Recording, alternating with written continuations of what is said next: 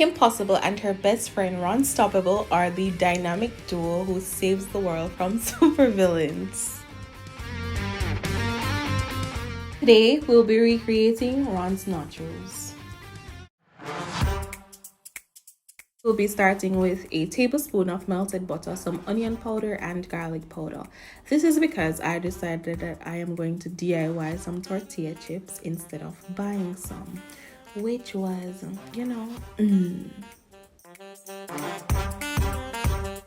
So with some store-bought flour tortilla wraps, I brushed my butter, garlic, onion concoction onto that and stacked them up. So either side of the tortilla wraps had butter on it. This was just to add some flavor to the bland flour wrap.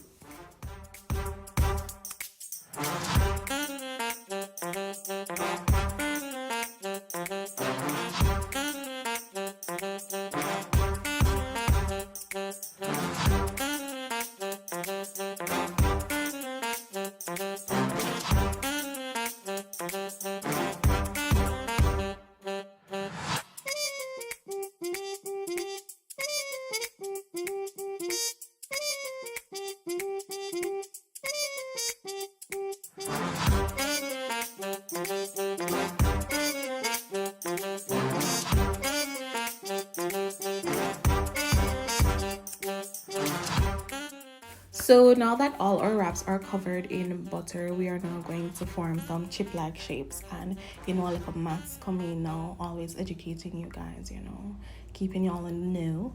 So I cut some lines. They could be argued that they're horizontal or they're vertical, depending on how you want to look at it. But you cut some lines.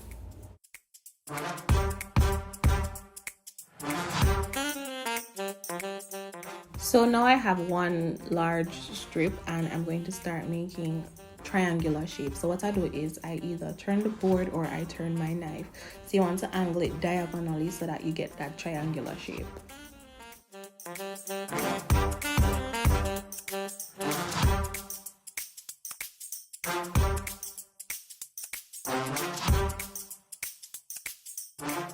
So after I've got all my chip-like shapes, I'm going to add them to my baking sheet. Now, I did these in batches because I did not know at what temperature and how fast they would cook. These are my second batch. My first batch came out a little...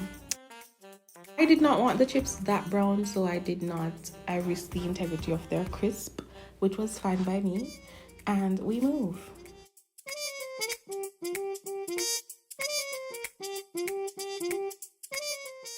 So I add my ground beef to a pot, just a regular pot, and I didn't add any oil to this because it's going to render some oil on its own.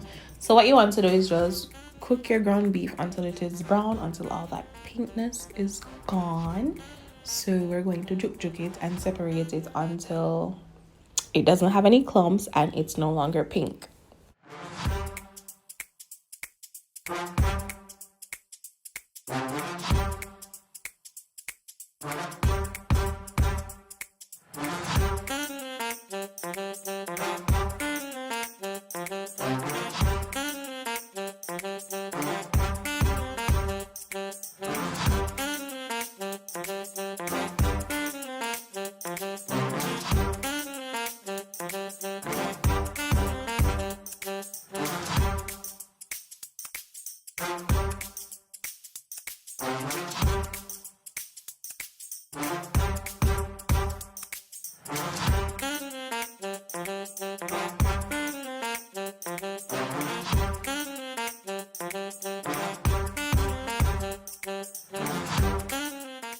After we have finished cooking our beef, I like to just strain mine to just get rid of all of that liquid.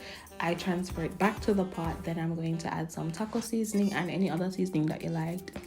I added taco, red crushed peppers, and a little onion powder with some water.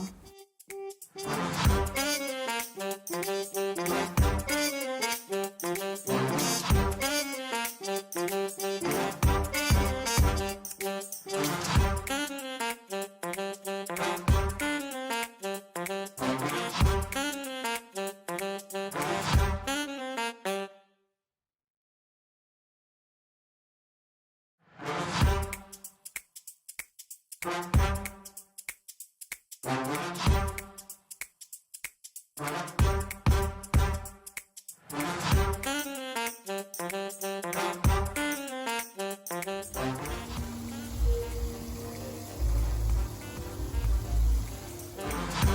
after that, we're going to now assemble. So it's nachos, ground beef, cheese, and some onions and tomato that I allowed to soak in a little lime juice. Not really soak, just a little lime juice to dip on them.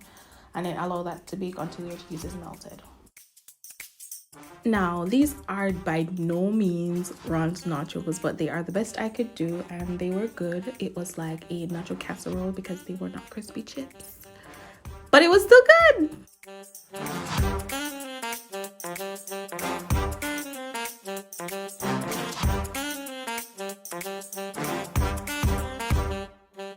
No, I do not have a Rufus, but I am very proud of myself because, you know, I did that.